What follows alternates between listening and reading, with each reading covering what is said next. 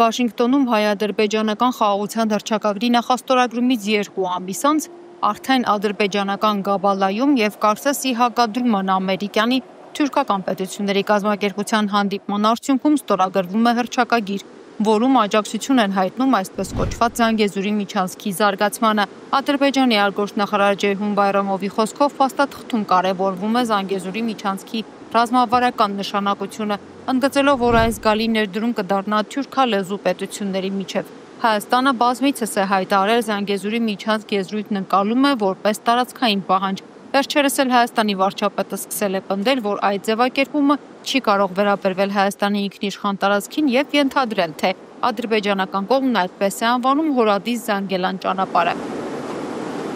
Սրան զուգահեռ Միացյալ Նահանգների ու Իսրայելի կողմից մշտապես հնչում են հակաիրանական հայտարարություններ։ Ռազմական փորձագետ Դավիթ Ջամալյանը անդրադարձել է, թե ինչ վտանգներ է պարունակում այս խոսույթը, թե որքանով է հավանական Հայաստանի դեմ ռազմական էսկալացիան Ադրբեջանի կողմից։ Հակաիրանական հարձակումների կոնտեքստում Ալիևը փորձելու է ռազմական գործողություններով Սյունիքը խլել։ Սա աներկբա ճշմարտություն է։ Կրկնում եմ, Իրանի դեմ ագրեսիայի դեպքում Ալիևն անելու է հնարավոր ամեն բան, որպեսզի այդ իրավիճակն օգտագործի իր համար առավելագույն շահեկան ձևով, խլելով Սյունիքը։ Տեսականորեն զսպող գործոն չլինելու դեպքում Ալիևը կգնա այդ քայլին, իսկ սրա դեմ բոլորն իրենց աչքերը կփակեն։ Օրինակ Թրամփի համար ինչ տարբերություն Ալբանիան է, Սյունիքը, թե Կամբոջան։ Իրենք խնդիր ունեն Իրանին թուլացնել, իսկ Ադրբեջանը դրանից կօգտվի։ Փաշինյանը պատերազմը զսպող գործոն չէ, նա նույնիսկ զսպող գործոն չի եղել 2018 թվականին։ Ադրբեջանի զսպող գործոն կարող են լինել Իրանն ու Ռուսաստանը, ինչպես նաև Չինաստանը, որը գուցե երկրորդ պլանով, բայց շահագրգռված է, որ Իրանը չթուլանա։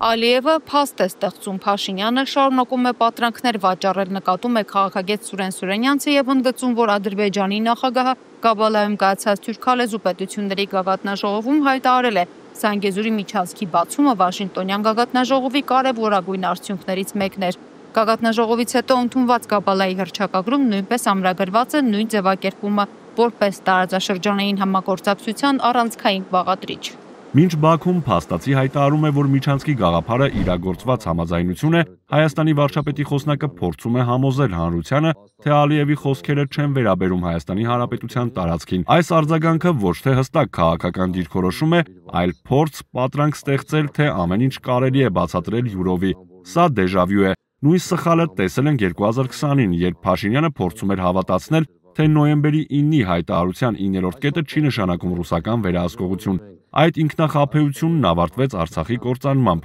Այսօր նույն սխեման կրկնվում է։ Փաշինյանը կրկին փորձում է սեփական մեկնաբանությամբ ներկայացնել միջազգային փաստաթուղթը, այս անգամ Վաշինգտոնի հռչակագիրը։ Սակայն պատմությունը չի ներում նման քմահաճությունը։ Այն, ինչ ներկայումս ներկայացվում է որպես տրանսպորտային նախագիծ կամ խաղաղության ուղի, վաղը կարող է դառնալ Հայաստանի ինքնիշխանության հերթական խաթարում։